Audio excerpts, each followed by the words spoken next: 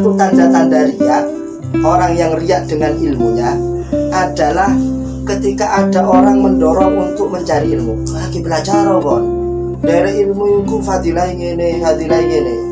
Akhirnya, iya, ada orang yang menandingi dia. Menandingi, artinya ngajar juga. Ngajar juga. Kemudian apa? La yuraghibu fi kulli targhib. Yang tadi itu, yang asalnya menyarankan untuk mencari ilmu, tidak suka gara-gara dia belajar ke orang lain. Tidak senang pada itu. Itu masuk kategori orang yang riya atau pamer dengan ilmunya.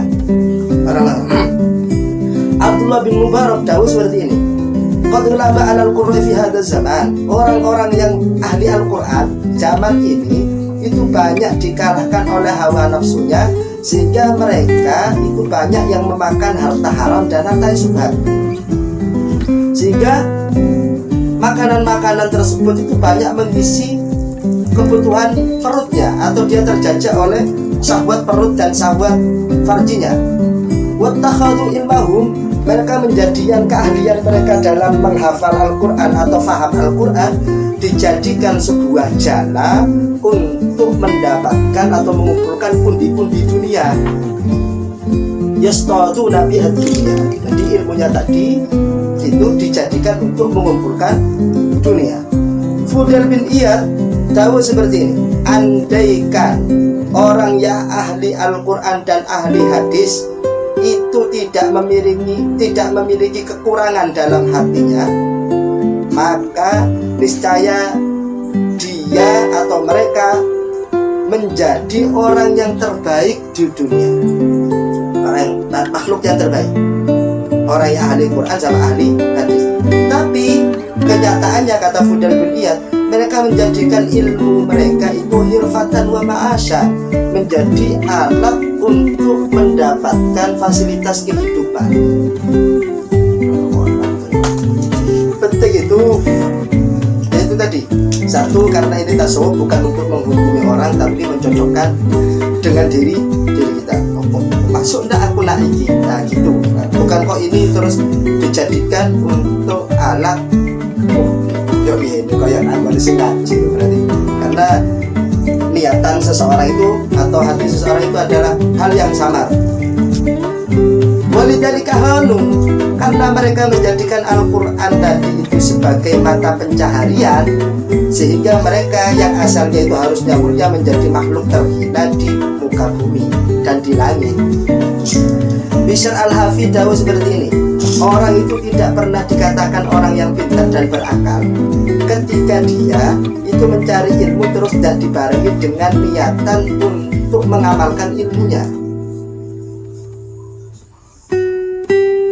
Mencari ilmu terus tidak ada niatan untuk mengamalkan ilmunya. Sampai tadi itu dikatakan oleh Imam Malik. Imam Malik tahu, orang ilmu itu, takaran orang berilmu atau tidak itu bukan bikasratir riwayah, bukan dikarenakan banyaknya dia meriwayatkan sebuah makalah-makalah ulama. Kalau kata kitab ini seperti ini, kalau di kitab ini seperti ini. Bukan, tolak ukurnya bukan seperti itu. Tapi tolak ukur orang yang memiliki ilmu itu adalah ma'nafa'ah wa amila bihi soibu, seberapa banyak dia mengamalkan ilmunya, bukan seberapa banyak dia meriwayatkan ilmu dari beberapa bacaan atau guru yang telah dia dapatkan. Bishr al-Hafidh suatu ketika itu pernah sampai meninggalkan, tidak mulang hadis, li'imla'il hadis.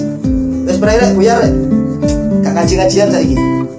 Akhirnya tanya muridnya, qulu lahu madza taqulu li rabbika yaumal qiyamah. Panjenengan iki sampai berhenti ngajar, iya sampai berhenti ngajar. Apa sing ate dijawab nemenin anggone pangeran? Ilmu kok disimpan. Jawab akhirnya Bishr al-Hafidh, ya Rabbi, aku tak jawab ini menin anggone pangeran. Ya Rabbi, innaka amartani fihi bil ikhlas. Panjenengan itu memerintahkan dalam setiap amalan termasuk ngajar itu untuk ikhlas. Nah, saya ngajar puluhan tahun ini gak tak tonton hatiku gak ikhlas, makanya aku padahal ngajar aja, gak ngajar aku. Iya, kalau kamu melihat ada seorang santri itu mencari tambahan ilmu, dia mencari ilmu, ini dihafalkan. Dunal amal, tapi semangat dia untuk mencari tambahan ilmu tidak dibarengi dengan semangat untuk beramal. Fala tu'allimu, lek nemu santri seperti ini gak usah diurui. Karena kenapa? Fa inna man lam ya'mal bi ilmihi, orang yang belajar tidak ngamalin ilmunya itu seperti buah atau pohon handol. Pohon handol ini makin disirami air makin pahit rasanya. Pohon handol. Sampai-sampai beliau juga dawuh, kalau kamu menemukan seorang santri atau murid setelah kamu ajari dia tidak pernah memiliki sifat waro. Sifat waro atau hati-hati, ini makanan yang masuk ke perutnya itu seperti apa, tidak ada seperti itu. Fakufu an ta'limihi, wes gak usah diurungi cari ini. Karena kenapa? Tahfifan lil hujjati alaihi wadan. Sakno menejak ringan ketika ditakoni pangeran. Karuan lape iku mau badok iku. Mboten semerap yang molek niki niku haram. Lek dhewe wis ngerti kalau ini haram terus tetap dimakan, makin berat itu nanti pertanggungjawabannya di akhirat. Kalau ada orang mencari ilmunya semuanya dikuasai, tafsir dikuasai, hadis dikuasai, terus itu dia beribadah kepada Allah, saking nih tegak ya, sampai kayak tongkat ya, saking lurus ya uripe, saking uripe tongkat kan lurus, jadi gak niku itu ibadah terus itu kelihatan tidak tahu gini, tidak tahu lurus. Tapi di samping itu dia memiliki kebiasaan untuk tidak pernah peduli apa atau harta yang masuk ke dalam perutnya. Apakah halal, sikat kabeh, pokoknya rupa-rupa duit. La taqabbalallahu minhu ibadatan. Maka Allah tidak akan pernah menerima satu ibadah yang dia lakukan. Mergo tadi itu tidak peduli masakan, makanan atau harta yang masuk ke dalam perutnya. Abdurrahman bin Qasim dawuh, saya pernah khidmah atau ngeladeni Imam Malik, dan dari khidmah tersebut itu saya belajar atau mendapatkan ilmu dari beliau selama 18 tahun. Itu saya belajar tentang adab. 2 tahun saya gunakan untuk mempelajari tentang ilmu. Jadi tetap kromone belajar selama 18 tahun. Setelah 20 tahun boyong, akhirnya dia berkata, ya Allah, betapa pentingnya itu adab. Maka saya jadikan 20 tahun selama bersama Imam Malik itu saya jadikan untuk mempelajari ilmu adab semua. Tidak belajar ilmu. Imam Syafi'i dawuh, qala lil Imam Malik. Imam Syafi'i dawuh, guru saya Imam Malik pernah memberikan nasihat kepada saya, ya Muhammad, karena namanya Imam Syafi'i aslinya adalah Muhammad bin Idris. Ya Muhammad, Muhammad, ij'al amalaka daqiqan wa ilmaka milhan. Jadikan amalmu itu seperti tepung, sementara ilmumu itu seperti uyah. Jadi bagaimana agar adonan itu enak? Iya, tepungnya saya ngake, uyah ini secukupnya saja. Bukan kok uyahnya wake, tapi amalnya sedikit. Tepungnya sak genggam, uyahnya sak karung misalnya. Maksudnya ini banyakkan amalnya daripada ilmunya.